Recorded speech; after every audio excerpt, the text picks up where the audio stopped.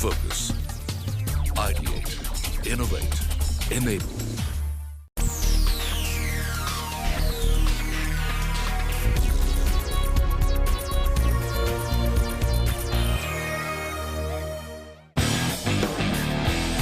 On the sidelines of the 12th Auto Expo in New Delhi was held Forbes India Conversations in Excellence, presented by Mercedes-Benz, powered by CNBC TV 18, where eminent speakers spoke about how they have achieved excellence. Our next speaker for the evening was the poster boy of Indian tennis, Leander Paes. Just as Aristotle once said, I do believe that excellence is a culmination of a lot of hard work and some very good choices. As a young boy, I grew up in Kolkata to two parents who were Olympians. My mother captained India in basketball, all 4 feet nothing of her. I inherited my speed from my mum. My father, he was the workhorse, and he played field hockey for India in the 1972 Olympics. Interestingly, in Munich, he achieved a bronze medal. Growing up to parents like this, my two elder sisters and myself were very lucky to learn on the dining table what excellence in sport was all about. Mum believed that excellence came from repeatedly practicing your best weapons. My dad believed that excellence came about by repeatedly practicing your weaknesses so that there wouldn't be weaknesses no more. I believe that excellence and passion comes from practicing ironing both your parents' match jerseys for the country. As an 8-year-old, I used to take out their jerseys from their cupboard. I used to place them on the ironing board, and I used to spend hours on end just ironing in this deep blue that we play with our national jerseys. And my dream on that ironing board was to represent you in my first Olympics. It was a cold summer in Osaka. I played on a clay court surface that I wasn't comfortable on. And eventually, when I qualified for my first Olympics, I went off to Barcelona. And in 1992, just before I embarked on playing my first Olympics, my dad had one piece of advice. He says, son, this is your first one. You're hopefully going to play another one, so have fun.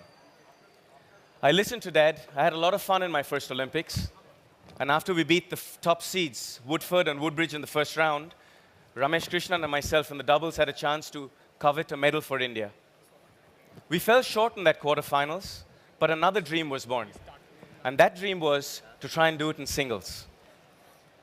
4 years later, I represented India in Atlanta in 1996, and I spent 3.5 years practicing on playing at an altitude.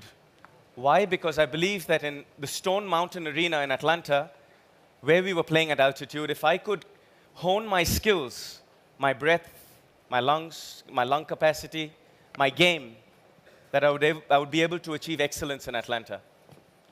After 3.5 years of playing a lot in South America, I ended up at Stone Mountain, and I drew Pete Sampras in the first round. I figured my dream was coming to an end quick. But I decided not to give up on that.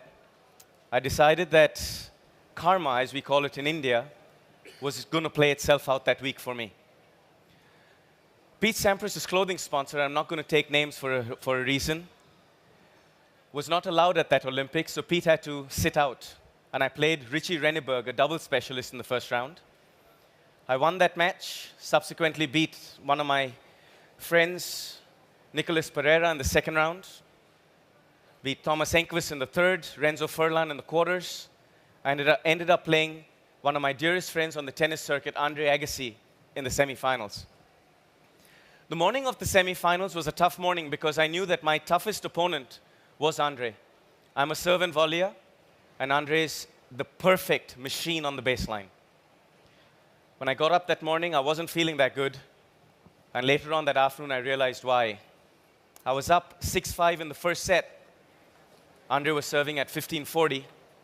And when he hit a first serve off the service line, I chipped it to his backhand corner and I came in. When I positioned myself at the net, I figured I had the down the line covered. I figured I had the lob covered. And I figured I had the short cross-court covered. But the sheer excellence of the man and the brilliance of him was he realized that I knew I had most of the shots covered, and he rifled a backhand as hard as he could right at my jaw. That ball came to me pretty quick. I had fractions of a second to react to it. And as I reacted, the ball came from here. I tried to play it into an open court, and I snapped my wrist tendon between my wrist and my elbow. Andre severed that wrist tendon 70%. The rest of my day was done. I won only another game after that. But interestingly enough, as karma has it, that was the first Olympics that the Olympic movement decided to give only 1 gold, 1 silver, and 1 bronze. For 2 Olympics before that in tennis, there was a gold, a silver, and both the semifinalists got a bronze. I was very pleased that they changed the rule that day. I ended up putting my hand into a cast for 24 hours, and I came back after that to play one of my other friends, a Brazilian, Fernando Melangeni, in the bronze medal match. He played another baseline game, and you generally had to hit 20 shots before you won 1 point. I was in excruciating pain that afternoon when I played Fernando, and I was down a set 6-1, and I was serving at 1-2 in the second. And I knew that at 30-40 down, if I had lost that point, my Olympic dream for that year was going to come to an end. At 30-40 that day, 1-2 down in the second and a set down, as I stepped in to serve, a little butterfly came and sat right onto my Prince Graphite Pro tennis racket. And what I'm saying to you today really speaks of how divine intervention and how a simple young Indian boy used his smarts to get mind over matter. When this butterfly flew onto my racket the first time, I was in so much pain that I didn't recognize the situation. And being a man who never kills anything, I took that butterfly to the side and I put it on a fence. And ladies and gentlemen, when I came back again to serve, that butterfly sat on my racket for the second time. And when she sat on my racket the next time, it came to me that this butterfly was a situation for me to distract my opponent that day. I picked her up onto my forefinger. I walked up to the net. I was able to distract a young man who was just on a threshold of winning his Olympic medal and play with the butterfly. I handed it over to him. He took it in his hand, and he played with it, and he put it up to the crowd. And the whole stadium went, rah. I figured I had him a little bit, but it wasn't quite enough yet. So when he gave it back to me again, I started talking about the colors of that butterfly. I said, see, she's red, white, and blue, just like the American flag where we're playing. And he picked it up again. He goes, yeah, that's right. And by then, Fernando had forgotten about tennis. I walked back to the baseline, and for 45 minutes, the excruciating pain that was in my wrist for the whole 24 hours before disappeared. I served an ace. I had a serve and volley. I won that point, won that game. I won the set 6-4.